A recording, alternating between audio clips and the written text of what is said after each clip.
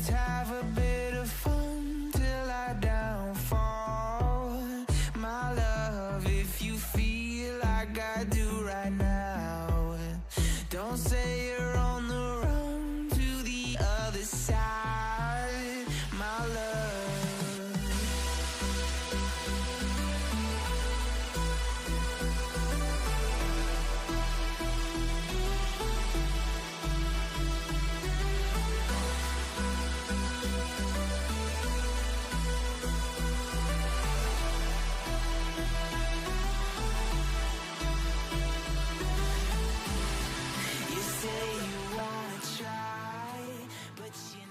Back, it's a brand new season of CGL. This is just an absolute treat. These players are so damn good. The talent on these teams is undeniable. Everybody on every team right now is making plays. It's going to be an exciting start to the season, and it'll just get better from here on out. We're about to step to a whole new era of Overwatch esports. So much exciting action is happening here on CGL that you do not want to miss. Look who's starting it all off, it's Raven. No one to necessarily figure out what is the right way to go just yet. What a nice roll through from Peyton. It's just gonna solidify everything for Mythos. Does come back, and Arsario gets the mech, but I don't need a mech. I'll kill 4 anyway. This is just a highlight reel for Arsario right now. They're making a statement in the EU Masters here. This patch is still incredibly fresh. There's so much to learn, so much to change about the way we play the game. SKC, but the shatter is colossal. Let's get it going. Raids keep coming through. Lores is gonna be able to find these shots true. Idu on the overclock with 2. Here comes the Nambler, immediately goes back to fine skills, slicing and dicing their way through 2, 3, so back and forth.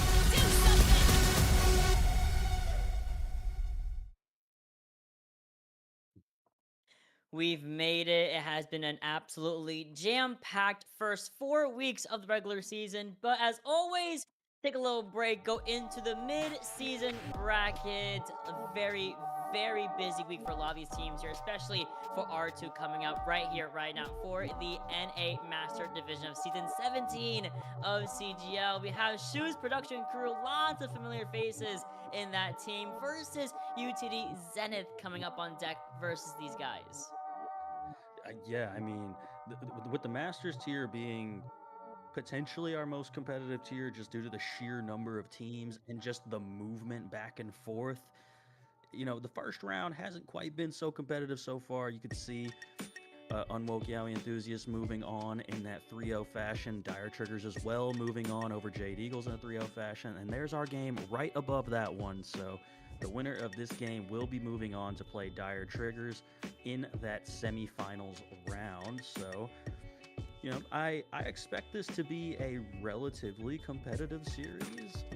Hopefully, at least. I don't know. It depends on if Headrammer's going to troll or not. So we'll just have to wait and see. Wait and see if the entirety of Shoes Prod crew does troll or not. But you're right, you know, these guys are, we've seen some teams in the Master Division already completing their series 3-0. This one could be no different. Shoes Prod crew in a really good spot in the standings right now. And we're also, of course, having Ilios as our first map of the night here between Shoes Prod crew and Zenith. Of course, Ilios giving a very, very big leeway into how many comps you can play on it, or what kind of comps you can play on it, different characters, and you know, with the ever-evolving meta, kind of as we speak, things still being discovered, things still being experimented with, anything can truly go. It's not just your Zarvan then anymore. To an extent, yeah, you can still play them, but everything is on the table now. It really feels like that 10 damage nerf to Vendetta was really the breaker for her, almost. Like, it's been mostly these days when it comes to Zarya. No, for sure. And now we can actually start talking about who is going to be running with these characters. And we are, of course, going to be lining things up with Shoes production crew first and foremost. On the DPS line, we have Husky and Dan. Then we have, of course, our very own Headrammer and Hippie and Bowsy in that back line. And if we do see the Bowsy Jetpack Cat, I will be more than happy to see Fika on this battlefield. Oh, it would be very exciting to see. I expect to see a lot of Kiri Lucio potentially. You know, that just seems to be the comp that a lot of these teams are liking to No, for sure. And now we can start talking about Zenith, right, and what they can bring to the table as well. Clovian Wildcard, again, coming up on a DPS line with How Are You Good in the front. Who Darren Colonel Sanders, what a name, in the back line. Hopefully playing that Domina, as we mentioned. She is really, really strong right now in the tank role spot. In the back line, you can really just kind of play whatever you want, mostly Kira Lucio, but if I see some Ana, I see some Juno, I'll be more than happy with Zenith. Is that Club Penguin as their logo? I just... Great. Oh, That's fantastic. It does appear to be. And I mean, especially if they're gonna be running out on that Domino, you could see anything from like a Bap Zen, Bap Yari, you know, anything like that is really good still. And here we go, Shoes production crew gonna get this first ban out of the way here. And I feel like on map 1, you're really just gonna see get rid of the thing that can potentially counter what we want to do. So in this case, I'm gonna predict like a Domina or maybe a Zarya type of thing, because I'm thinking that Shoes production crew wants to build up some Domina position. Yeah, and it's actually going to be not quite one brawler, going to be the other one, right? Not the Zarya like you and I were kind of thinking. I was also kind of on the train of, yeah, Zar, Domina would be really solid bands.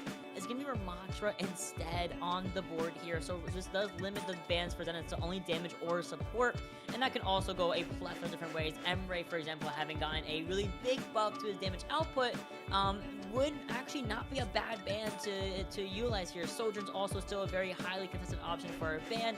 Vendetta ventured to a lesser extent, but can still be powerful on the right keyboard and mouse. So with that being said, they saw that graphic. They saw the graphic. They saw Dex was like, I love playing Jetpack Cat, and they said, no, we do not want to get taken off the map on Ilios with Jetpack Cat. Yeah, I mean, Ilios, I feel like is one of the maps where you can be really effective on the cat, you know, and especially on a map 1 like this where you're not really sure what the other team is doing just yet. I think this is a map where you can ban something like that and it won't necessarily hurt you because you don't know what you're going up against yet necessarily.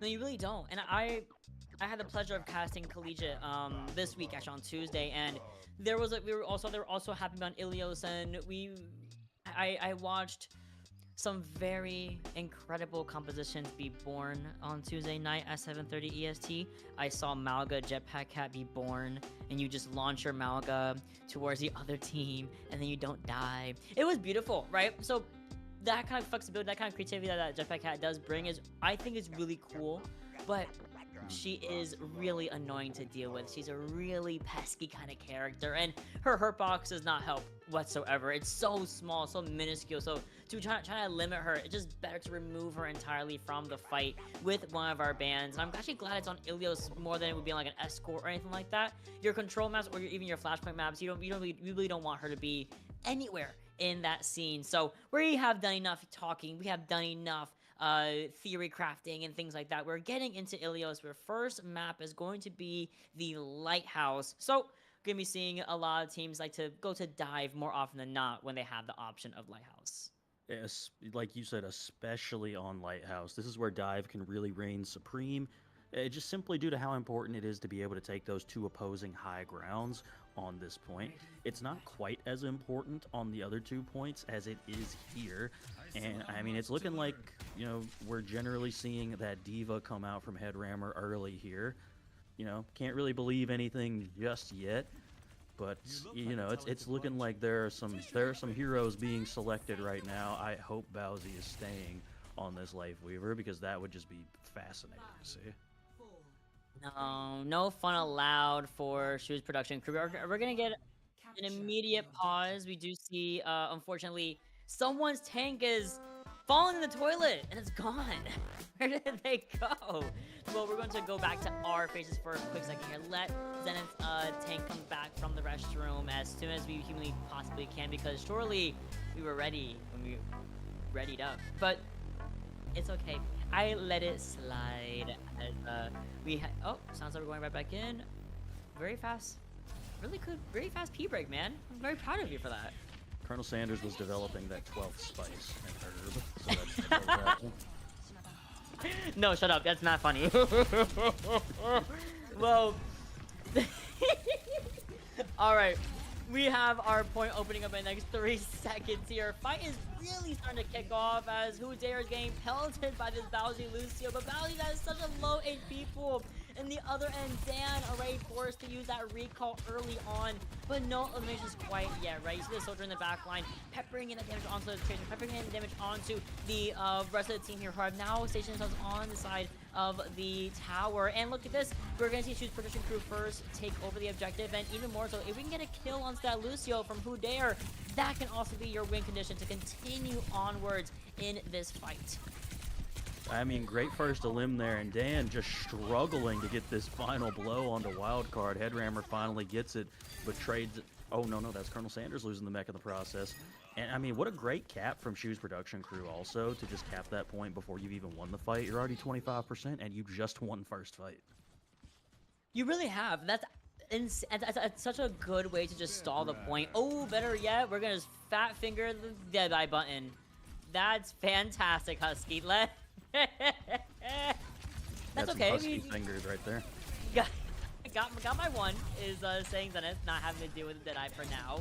Still though, the fight is ongoing. Bowsy the next target of choice, and we are not looking at our left where Hippie was set up to take care of How Are You Good. Wildcard with a I think a self helix, getting rid of themselves out of the engagement just like that. Shoots Prog Crew off of a unfortunate fat finger. The Deadeye still managed to stay alive, stay in this engagement.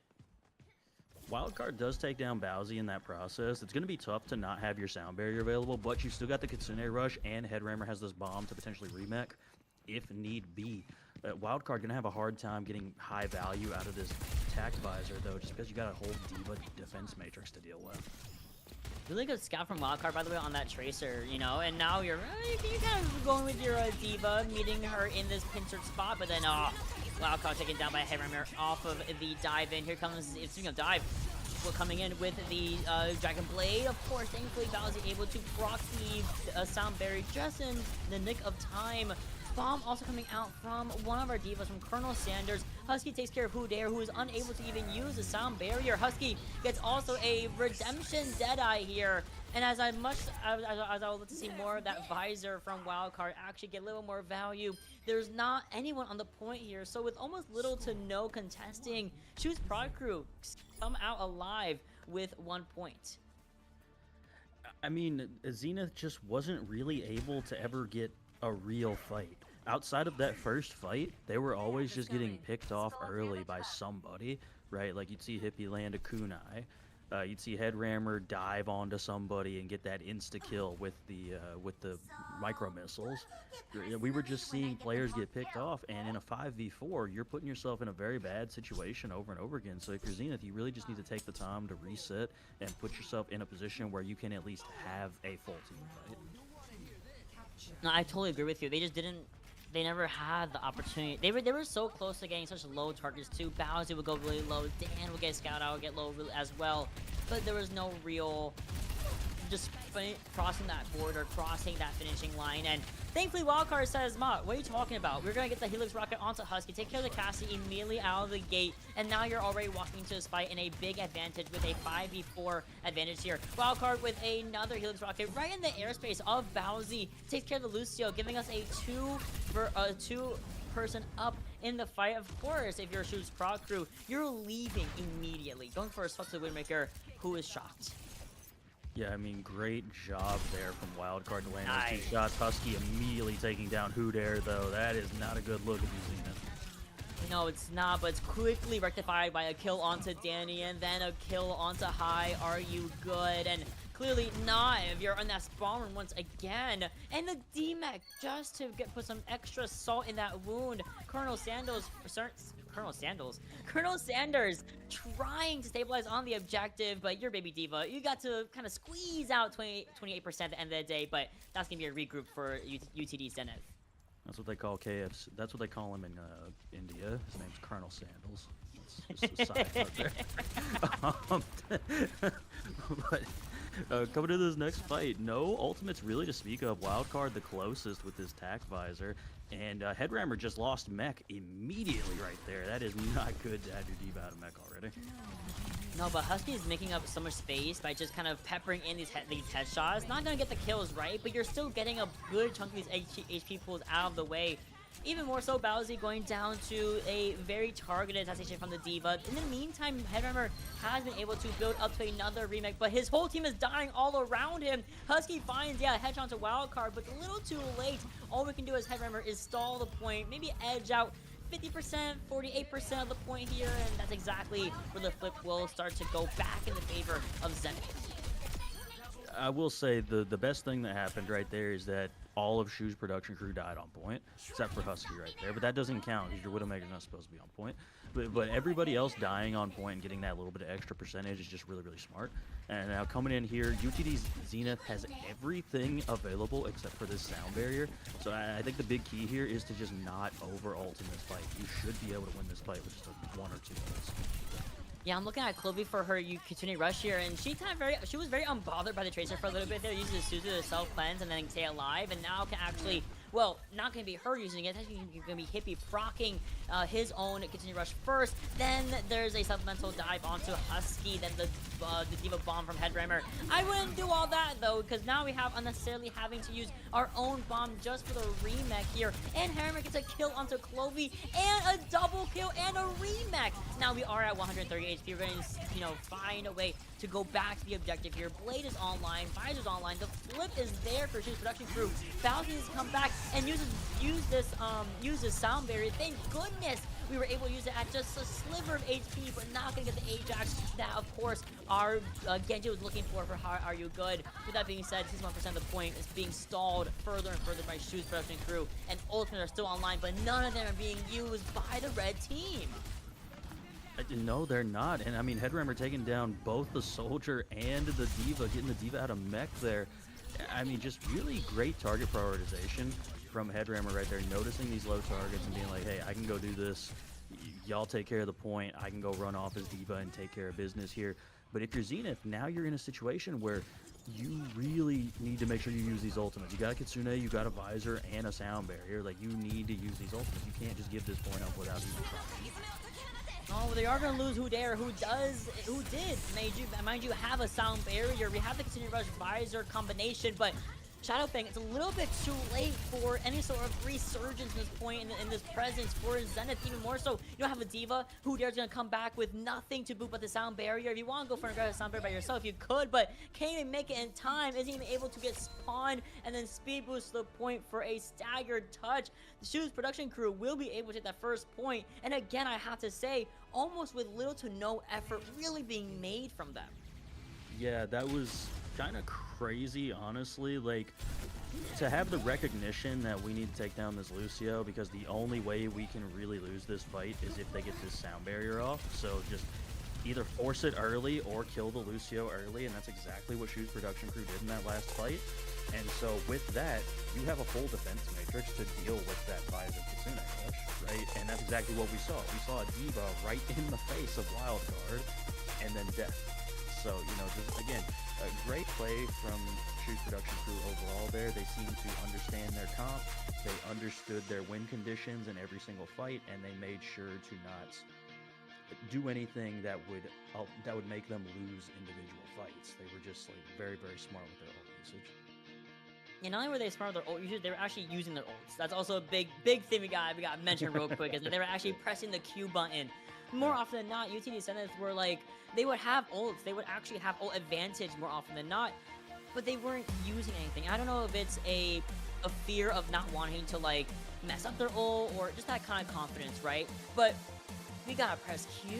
It's burning a hole in their pocket. I do hope that as we move off of the guarantee, control map off of Helios, and now you have the whole roster of maps in your favor. Of course, any map type and map within that type is available to Zenith, right? So ideally, you want to get off of maybe Control, maybe get off Servasa or a Flashpoint on sort. I think going to some sort of payload map, whether it's escort or hybrid, might be the wave for these guys. And also, of course, on top of that is what bans do you want to implement? Because there were a lot of characters that we were seeing from Choose Prod Crew that were all annoying. They were all being played very well. Like, do you want to ban Kiriko? Do you want to ban Bowsies, Lucio? Do you want to ban Diva? Like, pick your poison, truly.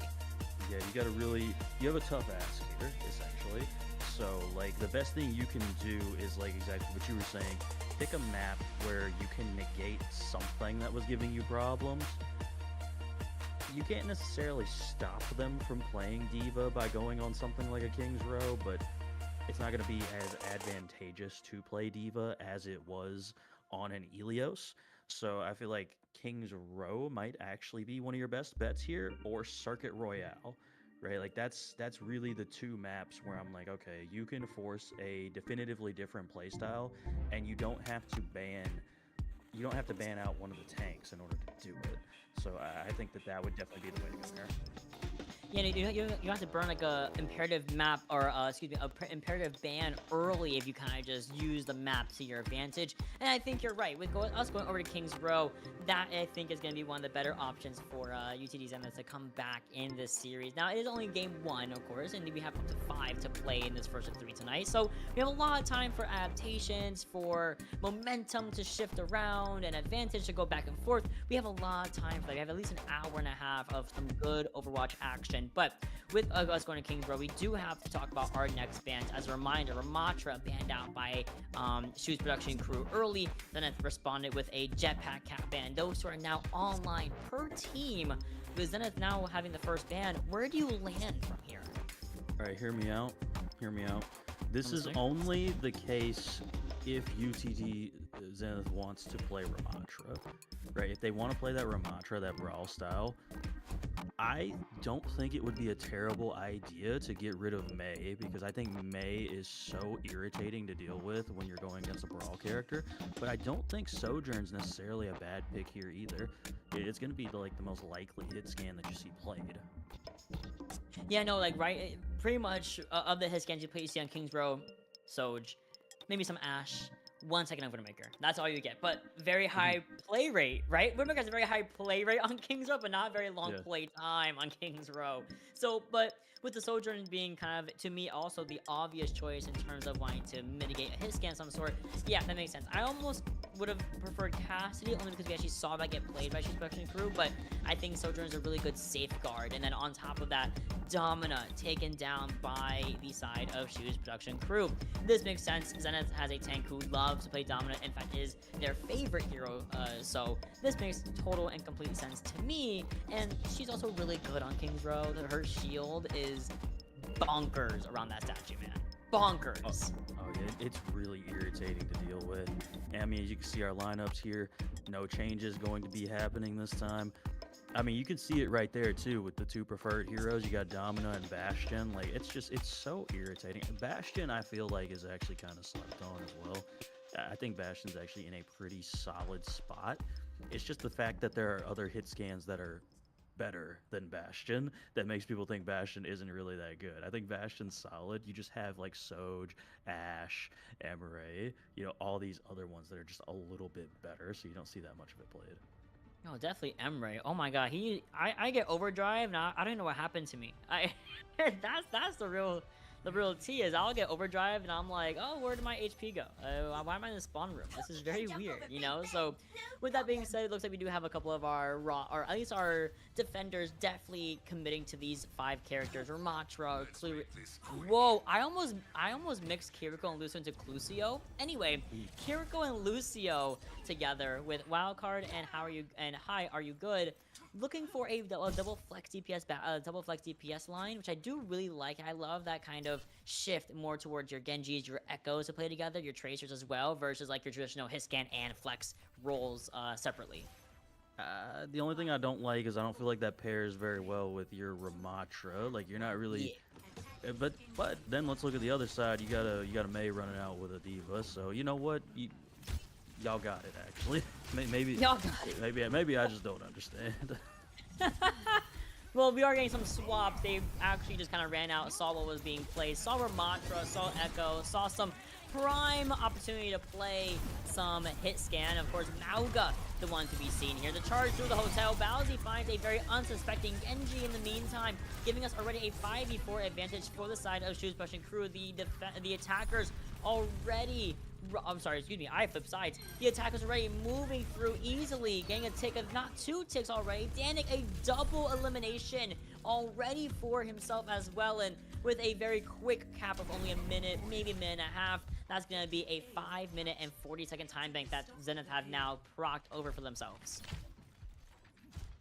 And I mean, yeah, Shoes production crew just in an absolute dominant fashion on that first point. Headrammer swapping over to that Malga, just immediately getting them all of that point presence. I'm really not sure how he didn't die at some point during that, because he was just insanely low. So I guess shout out Hippie and Bowsy for managing to keep him up through that, and Dan just being insane with these icicles on this May and immediately getting a little too spicy right there and dying. Yeah. Dying to Crossing is unfortunate, so the defenders are going to be able to retake the archway away from Shoes production crew. That's exactly how you do it. And also, my bad, I was messed up completely with my team, but overlay has been fixed. We are good to go. Zenith have regained the archway. Big advantage, honestly, in King's Row. Yeah, this is a good spot to be at, especially with the style of poke comp that Zenith has here. But it looks like the side of Shoes production crew is going to try and just rush in and blizzard. I think that's what's going to happen. A blizzard is just going to get tossed into the back line as soon as Headrammer and company drop on the rest of the team. Be careful with that Sigma, the grass from Colonel Sanders though. Well, we're going around, making things up. Making things up, we do see the Suzu get used, burned a little bit too early, so actually, unfortunately that wall, or fortunate for Shoes Brushing crew, the wall separates the Sigma from the back line and actually singles out Wildcard and Colonel Sanders, giving us a very easy way for Shoes Brushing crew to honestly regain the point back in their favor and move briskly through the rest of the objective. 4 minutes still left on the clock, just under that actually, and we still have ults to work with. Oh no, absolutely. Both teams have their Kitsunes online. Bowsy and both of the sound barriers are online as well, so this could be like a double support ult kind of fight incoming here. So it's gonna go a little crazy. Oh, big rush. Actually gonna be mirroring these rushes between Clovey and Hippie. But How Are You Good going over to the right side. The boop actually pushes How Are You Good towards Bowsy. Oh, poor guy. Really great way to adapt to that situation coming in from Zenith. How Are You Good just said, oh, I got booped even more to the right. Oh, much better for my Deadeye, and that's gonna be another retake here for the defenders. Honestly, probably a pretty great play there from Bowsy to not try and use that sound barrier, because now you have it available to try and stop this Gravitic Flux. Headrammer getting a little poked out here, but managing to get away from that fight. And here's another fight incoming where you've got both ankles and the Bastion Mortar Strikes are going off as well. Oh my god, everyone left poor Singapore all by himself, and Colonel Sanders is just a victim of the circumstances. Bowsy and Husky both getting their respective ones in the engagement. Now we see the sound barrier does get procced here, and Headrammer does, go down. You're going to trade off that tank for the fight win at the end of the day for Shoes production crew. Really good aggression, by the way, from Shoes prod crew. They're just running right in, and Zenith, usually they have a good kiteway unless they leave Colonel Sanders all by himself. I mean, yeah, the cage, that was just really unfortunate, getting your tank stuck by themselves and then trying to pop a sound barrier, but, the cage blocks it, so you can't save Colonel Sanders, like, whatsoever. And it looks like Wildcard gonna get that Mortar Strike off here. Gonna be looking for some hits. Looking for it, but not going to find anything. Bowsy the only going super low, but easily gets stabilized by his Kiriko, by Hippie here. Both Bastions going crazy, and Wildcard finds a very sneaky bomb onto Husky, and of course, with again Headrammer going down first in this very high damage composition that we are seeing from the side of Zenith. Yeah, that's going to be a very simple way to regain this fight in your favor. The fight is actually going to be going one after another. One silver bullet right to the noggin of Hippie, though, renders him out of the engagement. Rush is in the field, though. It does not really do too much for Shoes prod crew, losing out on Husky thereafter. I'm not even sure how Hippie got that off, honestly. I swear Hippie died before the Kitsune Rush even went off. So that was kind of crazy for that to even happen. You do have the Blizzard available, though, from Dan, and that could potentially be huge, but not if you're losing Headrammer early once again. Oh, we threw Blizzard in, but there's no one there. Bowser's gonna try, and then says, oh, I need to leave immediately. Great work of the defense. Even more so how you good. Just getting these beautiful headshots, getting these beautiful last-minute eliminations, forcing these extended staggers for Shoes Prod Crew. Now, we do see some ultimates online here. We could combo the Flux with Deadeye. We can combo the Continuing Rush with something. There's a lot of different options. Headrunner actually forced to swap over to Orisa, make a couple of adjustments here. And Husky already with the absolute logs were chucking at the other team. Clovey, first victim of the day. Here comes the Flux instead, though. Finds one, forces the sound barrier. Now what's next option? There's the Deadeye I was talking about. Oh, that's a combo I haven't seen in a while, but you know, an oldie but a goodie, and it is looking like Zenith gonna just lock down Shoes Production Crew once again. And they're still Shoes Production Crew since they just swapped. They're still trying to build up to some ultimates. You know, the Dragon Strike gonna be available from Husky, but Zenith has both of their support ultimates in that Kitsune and that sound barrier. They should probably be able to win this next fight pretty easily with just a Kitsune and like nothing else. You know, low-key they should, right? On paper they should. The Dragon Strike could be pretty good here from Husky, but otherwise, one rush, it extends past the corner slightly, forces a full kite away from Shoes Production Crew, and as they're kiting away, they find two sneaky eliminations. One onto Wildcard, the other a spear off the map onto Who Dare. The rock connects onto Headrunner, but the cart is finally moving closer and closer to the last home stretch of point C, excuse me. Headrunner going super low, needs to stabilize with the team here, forcing every resource from Hippie on the newly found Baptiste. Less than a minute left on the clock, by the way, Shadowfang. We have 4 ultimates. I'm going to count the overdrive versus Zenith coming up on a couple of their own. Here comes a window, here comes a Terror Surge, here comes a combination, and that is a cleanup of the day. You know, I can't say I've ever seen a Terra Surge comboed with a Dragon Strike, but I mean, it makes sense. You know, you pull everyone right to where you're standing at, so why wouldn't that just work? I mean, just a great look there from Headrammer and Husky. And I mean, you could just see the synergy that these two players have from playing together so long on that old Kinetics team. Kind of insane, I'm not gonna lie. First of all, it was not just it wasn't even just the Terror Surge and the Dragon Strike. It was also Danik that like overlaid the overdrive from Emre on top of that, which already does like a million damage every second. Like it does a bajillion damage. So there was just simply no way for Zenith to actually come back from that. There is just simply no way. I don't care what you think. Nope. There's no way. It was cooked from the get-go once they got those 2 eliminations first. So with now swapping sides and also Shoes Prod Crew finishing with 40 seconds on the clock here, that's not too shabby. They need to hold as much as they possibly can, though. They cannot allow Zenith to garner any extra time in their attack. Yeah, and I mean, that 3rd point defense was kind of crazy from Zenith because what did Shoes Proud Crew cap with, like 4 minutes maybe? It was either 3.5 or 4 minutes. It was a lot of time. So to be able to hold them for that long even is very commendable. You force them to swap comps entirely. Like they're on totally different heroes, or at least they were on totally different heroes. And here's that Widowmaker you were talking about. Always gets a lot of play, but I doubt they're going to walk out spawn with it. Yeah, and there goes How You Good. Goes over to a new character, the Genji, once again. Now we have Wildcard also continuing to play this Bastion.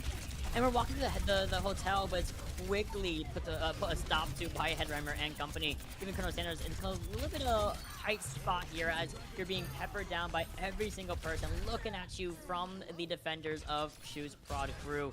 Just the poor old Genji left from How You Good, and yeah, with a little bit of follow-up from Balazi, that should be a quick elimination, surely a quick elimination for the Lucio. Thank you. Good job. Just had to get that punch in, you know. It's always tough to get that final hit in there. I mean, Husky is just being really dominant on this Hanzo of all things right now. Already 75% on that Dragon Strike. Nobody else really close. Colonel Sanders swapping over to the Diva. I think that's a good swap, but you know, Husky doing Hanzo things and killing your Kiriko is going to ruin this fight's potential. I saw exactly where Clovey was walking, and she did nothing wrong. She did nothing wrong. You just were unfortunately on the same map as Hanzo. That was her mistake. It's become the same map as a Hanzo. So it's so unfortunate. It can get a little bit tilting, but as long as we keep our mental, Zenith should have the opportunity to start breaking open this offense from Shoes Product Crew. Spin array gets used, Deflect also gets used. We back up, use the Dragon Strike right in the middle of the objective, and actually forces everyone through that little that mega pack room that I like to kind of refer to, right? And then we're gonna go up to the high ground. So the rotation is starting to develop for Zenith, but it needs to come to a helm at some point. It absolutely does. You're gonna have to. Oh my goodness, Clovey again just getting pressed by the entirety of Shoes Production Crew, and Headrammer somehow living through all this. Is insane. Don't ask how Headrammer lives. This is his tournament. He's allowed to live through these, you know what I mean? So, with that mission in mind, with the terrorists also committed from Headrammer, and a little bit of a stagger into poor Colonel Sanders. Gotta be careful because we're about to get another remake if we're not careful. There it is. Great stagger. Kind of edged out like another 15 seconds. It's actually pretty crazy.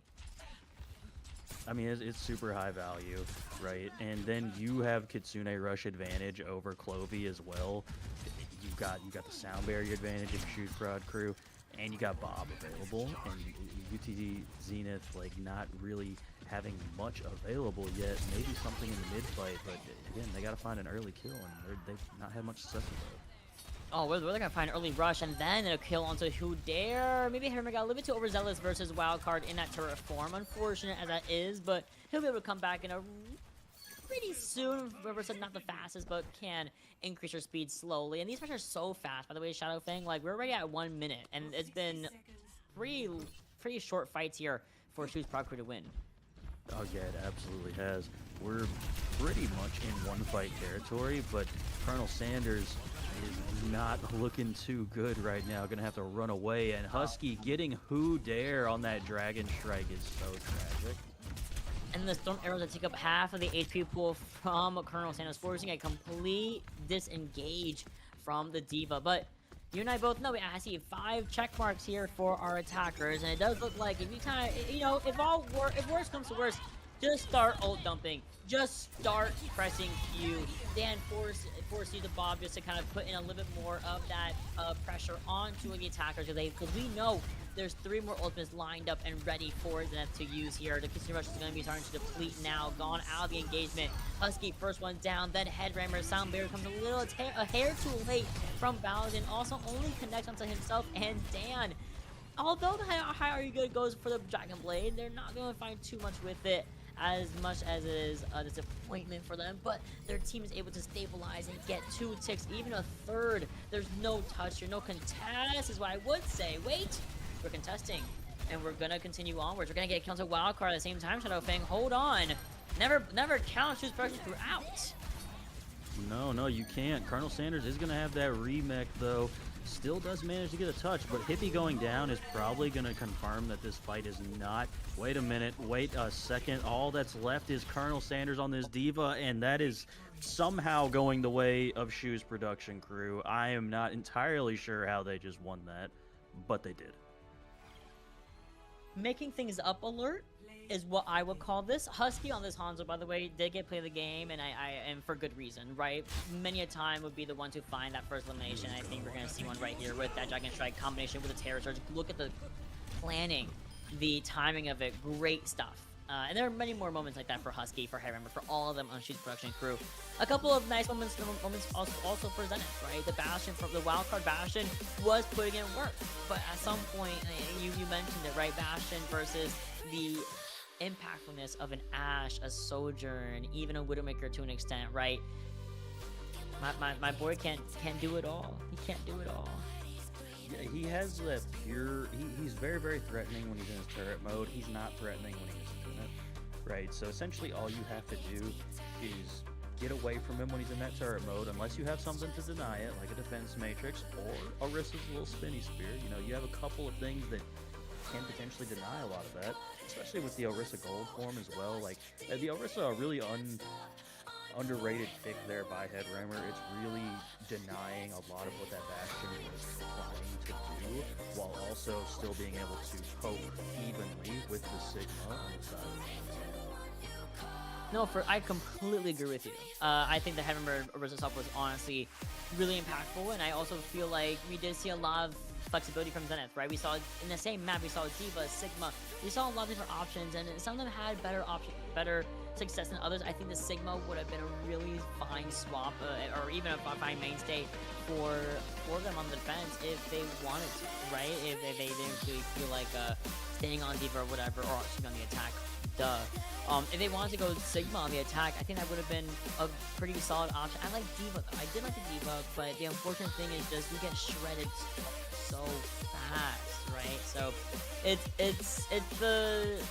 kind of how tank is, right? And you just like you gotta take it all. You gotta take all the abuse, and it's okay. Yeah, I mean, especially with the way that Shu's production crew was just splitting on the map, their two DPSs were doing a great job of just being at different off angles. You know, like we kept talking about Husky with those arrows. We barely even mentioned the fact that Dan was on the high ground just throwing dynamites as Ash like the entire defense. You know, that's impact that maybe it wasn't showing necessarily with the final blows per se, but getting targets super low and being able to focus them all as a team, it was just coming through consistently for sure. It absolutely was. And we are going to go between this map and the next, go to a very quick little break. Give Zenith a little bit of time to breathe, think about where they want to go next, what they want to ban here, what they can do differently versus Shu's production crew. And with that being said, we'll see you guys in a couple of minutes for map number 3 of the mid-season bracket for NA Masters.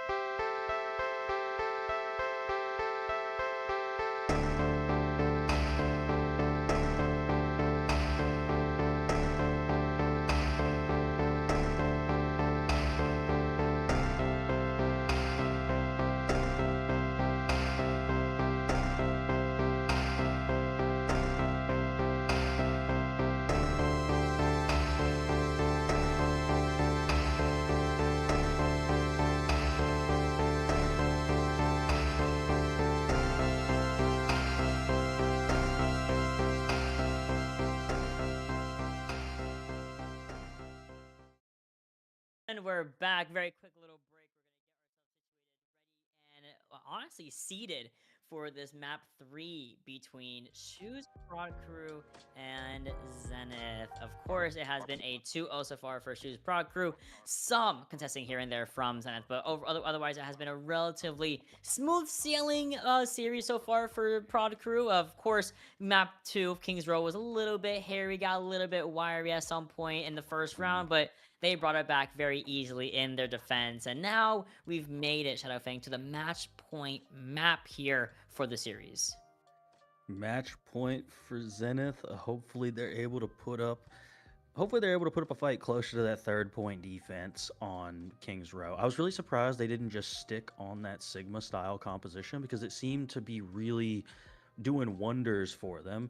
And swapping to that diva on their attack on Kings Row, they just couldn't really get anything going. Like it really does feel like poke is their comp, and they need to just try and stick on that. And force Circuit Royale. Like, hey, let's go to the poke map and see if we can win out the poke.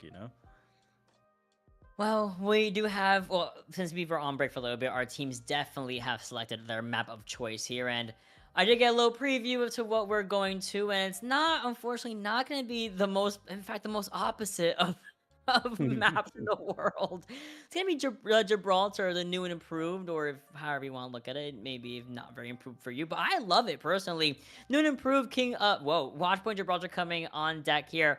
And the fact that this was Zenith's next option, right? They really want to play that diva again. Even though you and I were very privy, we were very excited. We were more excited for the Sigma, maybe even a Domina. Now she's been unbanned here.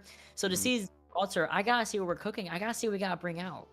This could be a pick to try and better suit the DPS composition we were seeing, because we saw that Genji and Echo come out on the Kings Row defense. Yeah. So maybe we're trying to more play into that style, and our tank is flexible enough to play whatever. So we're just gonna roll with that. And if you're Zenith here, I mean, I'm not sure what your ban is right now, right? Do you really ban Hanzo? I don't know if you ban Hanzo here. Like, maybe you just play it safe and go for something like an Ashe or a Widow. Yeah, maybe. I mean, there's a couple of really good options here, and it looks like, wow, go give me nothing. No, I'm kidding. We're gonna see the ban on Tracer instead.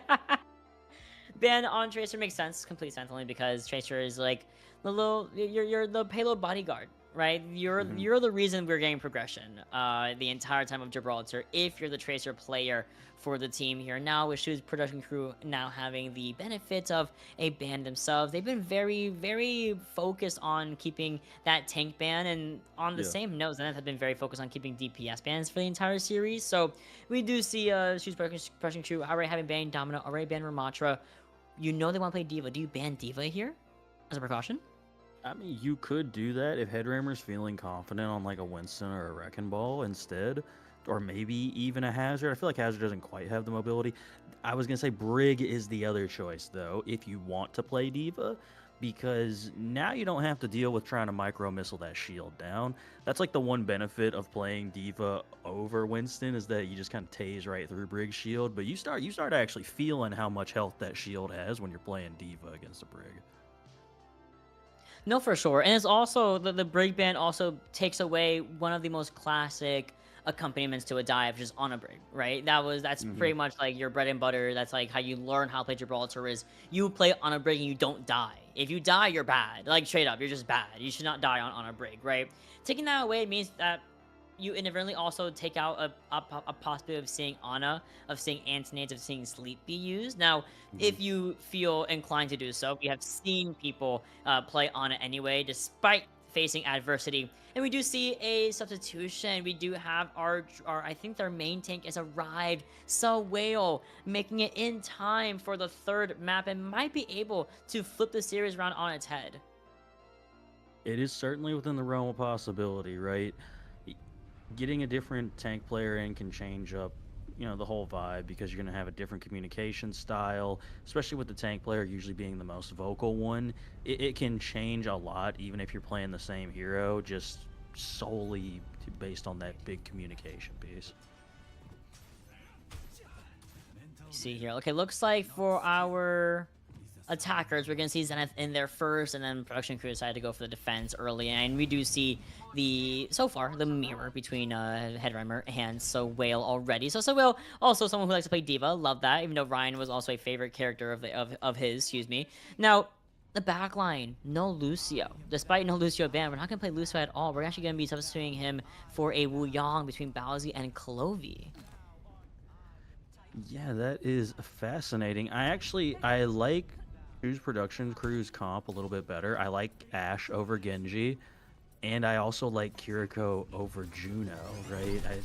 Those two picks in particular, because that's the only two differences we have. So like I don't know. I'm gonna like to see how Zenith plays this.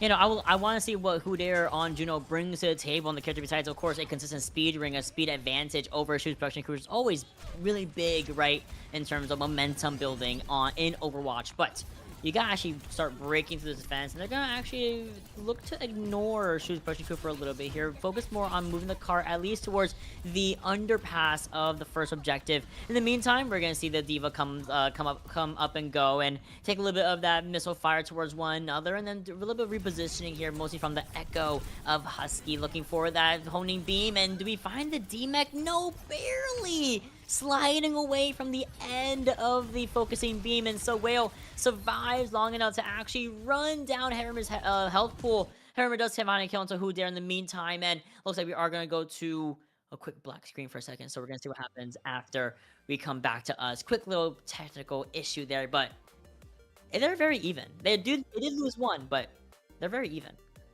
Losing out Hudair on Juno, though, is absolutely massive, because if you don't get Hippie as a trade immediately and take down that Kiriko, like the healing difference will just eventually cause you to lose that fight. Like, yeah, you'll eventually lose. Like, maybe it takes a while, but it really depends if Headrammer lost mech or not when we went to black screen, how that fight went. If Headrammer managed to keep mech, that's an easy retake for Choose Production Crew, and it looks like we are going back in right now. I think Hammer is still in mech. Yeah! Ooh, I'm about to say, yeah, I heard that, but it's the same audio for the Diva, so I'm just completely making things up. But Hammer does not get D-Mech there. Actually stabilizes in long enough to find a Diva bomb ready to go whenever we do need to make a quick recovery for the tank here. Hippie also garnering a Kitsune Rush for himself. Bowsy and Clovey both not too far from the title blast for their teams here. Otherwise, Whale is going to be mirroring that Diva bomb, so it's going to be a very hectic fight is what I'm anticipating here. We do see Danon back on that Ashe, has been doing giving a lot of value as of late. Big dash in from the Genji, and all that matters is we get a kill on that Ashe, and in the meantime, we do lose that one. Hudair trade off for a Dan. In the meantime, we see the Hippie Kitsune Rush come through, and actually a duplicate option of the Kiriko from Hi Are You Good. Can't know if that was really on purpose or not, as we are not able to garner up a Kitsune Rush in the meantime, and the fight is starting to slowly dwindle back in the favor of Choose Production Crew. Slowly but surely, you do lose out to Husky, but then Wildcard just immediately gets traded out by Bowsy. And, you know, these two teams just fighting on point. I think you do have to worry about this Orbital Ray being online from Hudair, but you have some things to potentially try and negate it. But that Orbital Ray is the thing that can definitely win this fight for Zenith, unless, of course, you kill Hudair first. Yeah, big dynamite, I think, from Danik there, and then just kind of gets a reciprocal elimination with Headrunner right there to help him out. Really, Headrunner needs to be really careful, though. Does find a D-Mech beforehand, and then Dynamite right there does enact on the Clovey, who is barely teetering on life and death. So Will goes for the quick reset, not wanting to use bomb just for a quick remech there.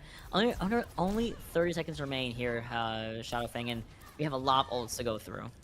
Oh, we absolutely do. Like, in that, because that fight took a little bit longer, Husky is pretty much built up to a copy now, which could be incredibly crucial if you manage to get like a Diva or a Kiriko copy. You can get yourself Kitsune Rush.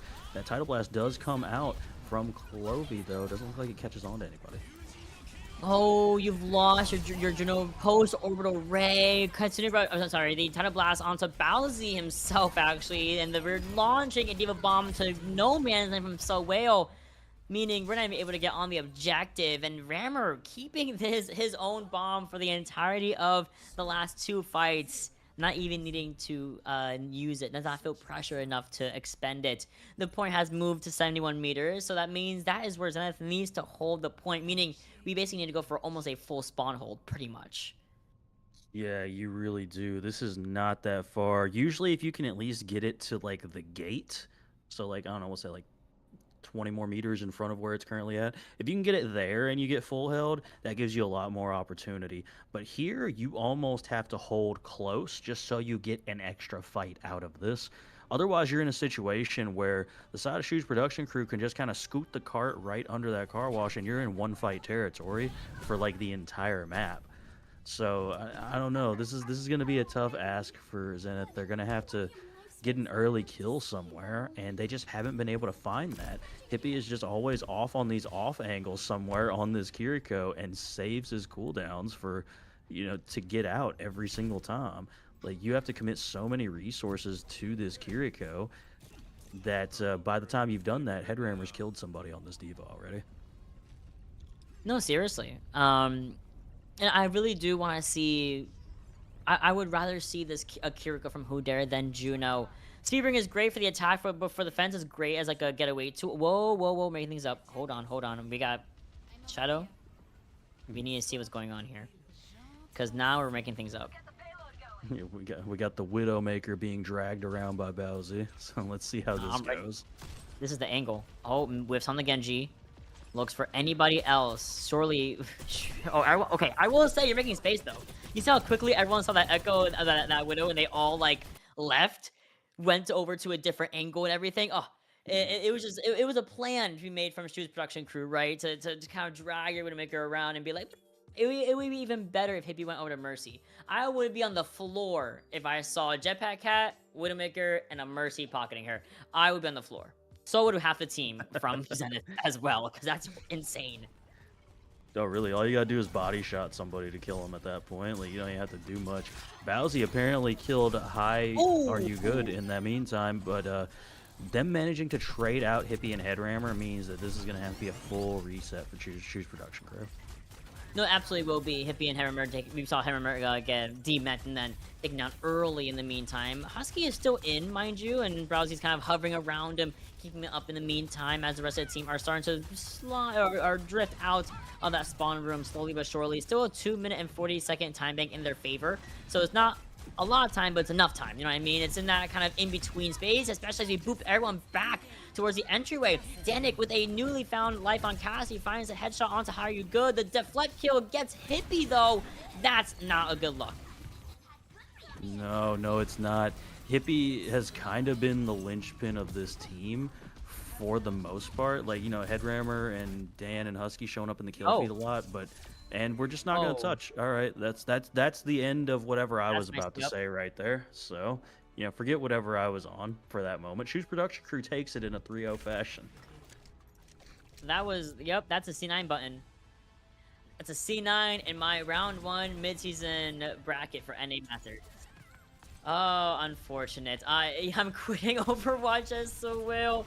Listen, it happens to the best of us. Listen, we had a series once where we had 3, if not 4 Ajaxes in one series from one person. We've had multiple C9s. Like, it happens. It happens to all of us, and that's the way the series ends off. Incredible. Well, that's exactly what I was talking about when they got held at that particular spot. I was like, hey, if you're 20 meters further up, you were in the correct spot to be playing that defense right there. But you getting stopped where you got stopped at made that just... It's an odd spot to be stopped at, right? Like, we're all used to getting stopped right at the gate. We're not used to getting stopped right there at that corner. And that corner sucks to get stopped at, too. It's like... Because that's pretty much like your default. Your tracers pretty much push that cart that way anyway while you're up doing God knows what in Narnia. But to hold over there, you don't really have a space. You have to pretty much be so far forward in the very beginning, because if you lose that initial like first 20-30 meters, it's awkward to try to attack it from then on forward in the underpass. Well, that's the series, guys. Like, I have nothing else to contribute. I mean, that was the series, a 3-0 for Choose Production Crew. Of course, we're always going to go over to a break and get an interviewee ready for you guys to figure out what did I just watch. Be right back.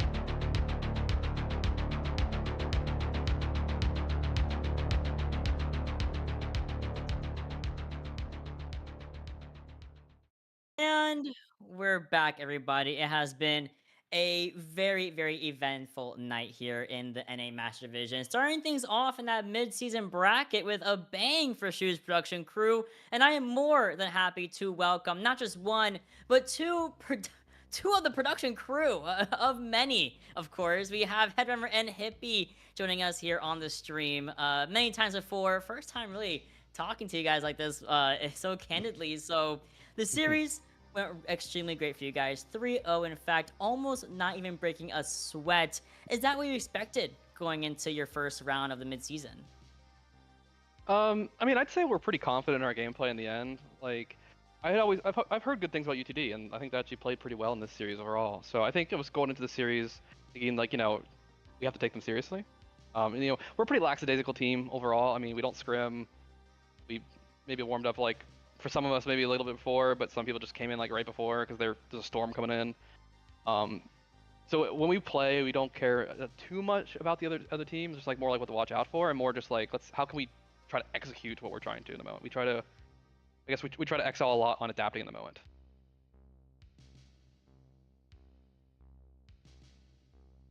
All right, so my first question is going to be how do y'all figure out what style of compositions you're going to play from map to map? How do you decide your swaps? Just because, like, on King's Row in particular, you had like that full-on comp swap on point number 3. So what leads you to make all those various decisions? I mean, it initially starts out, but like, when we start a map, we probably have a general-ish idea of the kind of styles we could like go playing into it. And then we see what they have, and then we're like, okay, well, this is this matchup. This works well. This could struggle. Let's see if it works. If things keep working, we're just gonna keep playing it. We're not gonna like overthink things and just swap because things aren't working. Or sorry, because even if things are working, there's no reason to change things. When we reach third point, we did first and second point pretty fast overall. When we hit third point, we kind of talked a little internally in the moment. We're just like, when things aren't working well for us, we kind of try to figure out like, okay, where's our problems exactly? It's like, if I'm saying I'm a tank and I feel like I'm taking too much damage, I'll be like, okay, is it something we could change by changing a playstyle thing? Like maybe we're not respecting their cooldowns, their push pull a little bit, which I think we were doing a little bit on third point. Their comp does a lot of damage. It's it's Sig, it's Bastion. They have a lot of resources in that thing that can just keep going. And I think we were getting a little excited. We were pushing. Like we'd see like one of those big cooldowns get forced, then we're like, cool, we can go in. But then like we're forgetting they have like 4 more of those, and then suddenly, I'd use both my cooldowns in tank, and we're taking a lot of damage, and we've used our resources, and suddenly we can't push anymore. We're just like stuck, and we have to retreat because their comp just has a little more sustain than ours in that, because they have a shield and stuff like that, and a suck. Where I'm just playing Orisa. Use a Wisely main. Yeah, exactly. I like to play aggressive overall, so I try to like adapt based on what I'm feeling, and sometimes it's like, okay. If I'm taking a lot of damage, when my DPS are saying like, the question is why? Why am I taking so much damage? Is it because I'm playing too aggressively? Am I not respecting something? Or is it because maybe my DPS or something like that are not feel like they're not getting the space so they can put the pressure on? Because if my DPS are putting pressure on like their team and their supports, all their cooldowns should also be naturally being forced. So it should be a little more an even playing field, or maybe an advantage. So it's like we need to figure out where we need to adapt. And sometimes it is a comp change. Like third point plays very differently. They have their bash on the high ground. It's kind of hard for me to get up there and force it out. So I went something that was a little more survivable.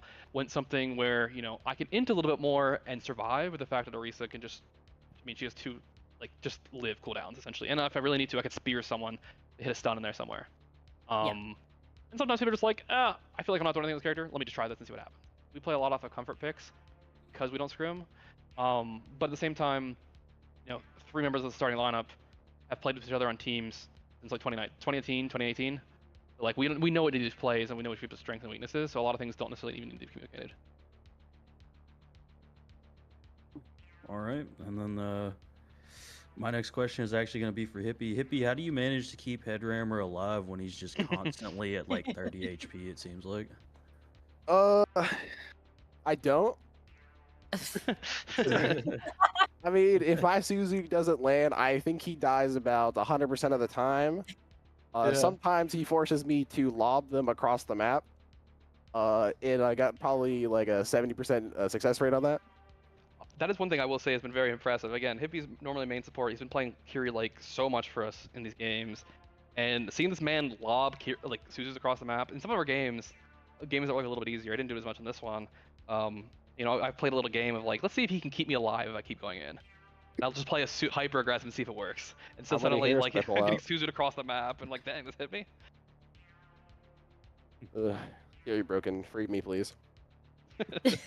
Lily born to play Mizuki, forced to play Kiriko. I know. So, with that being said, right, again, great series for you guys. Final question.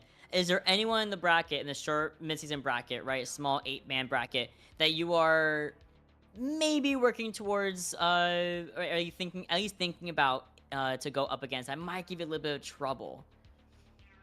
What's it called? I mean, I've heard very strong things about Dire Triggers, which would be our next opponent. No one. Yeah, no one. But no, I mean, I've heard very good things about Dire Triggers, who's our next opponent. I think a lot of people predicted them to win the mid-season tournament, so we'll have to see, how things match up. Again, I think our teams have pretty different play styles, and we'll have to see how that goes. I mean, again, we're gonna go in, just do our thing, adapt in the moment when things aren't working. In the end, we'll play any series to the very end without, our team's not gonna boom or anything. So I think it'll be a really good game. So I'm very excited to play that one. But then also at the same time, assuming we move past Dire Triggers, that'd be really cool to see UYE. UYE again in the Grand Finals. I mean, I'm friends with a lot of people on that team, and I think we had a pretty good matchup last time. We'll be able to do it again.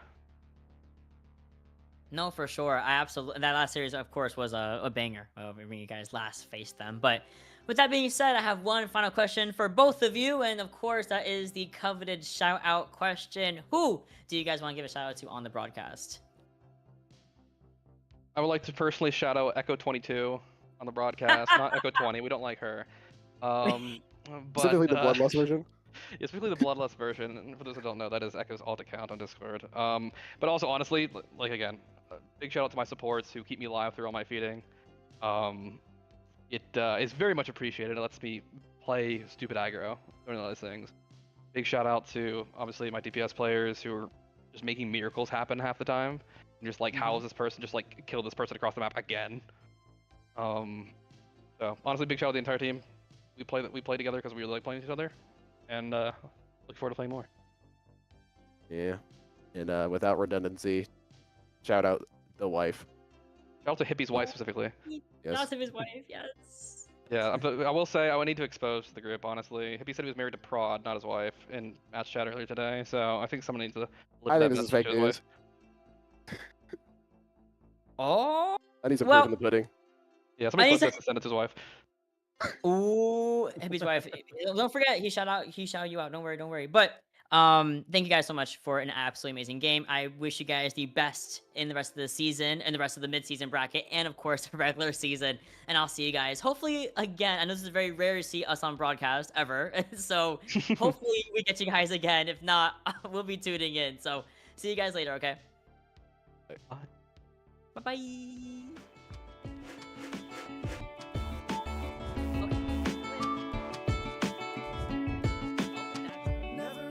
That's not me. We're back for me. Okay, thank goodness. I was like, whoa. I think it's an outro. So we did have an interview. Absolutely fantastic to see Hammer and Hippie. Of course, if you guys don't know for some reason, Hammer is the owner of CGL, has been running into these tournaments since before I was born, and then Hippie does a lot of our process. In fact, is pretty much the lead for our production for our broadcast. So from us, big shout outs to them for what they do for both the tournament and for even being able to cover these matches, which is why they were saying we never get broadcasted, because they are the broadcast crew. Like I can't break it down any more than that. Shout out Fang. Any last words before we exit out? I mean, you know, just keep your eyes peeled, because we've got plenty of more mid-season games to go for the rest of this week. So we're going to be trying to get as many of those streamed as we possibly can. We sure will. I see the schedule. We have games like almost, I feel like we have games like every hour. And that's mid-season for you, right? It's 3 to maybe a couple more games, 3 to 6 games in one jam-packed week for a lot of these teams. And with that being said, that is the end. Shout outs to my producer, Echo 20 and Echo 22, the same person, but you know, they're different people. And we also, I want to give a big shout out to So for also being our observer and catching absolutely fantastic moments like Jetpack Cat carrying a Widowmaker on Gibraltar. I needed that today. So with that being said, we'll see you guys later this week for some more mid-season action. Don't go anywhere. We'll see you again. I just said that. I just said we're gonna see more mid-season. I'm tired. Good night. Have a good one. I love you all. Bye. Yes, you can put a button.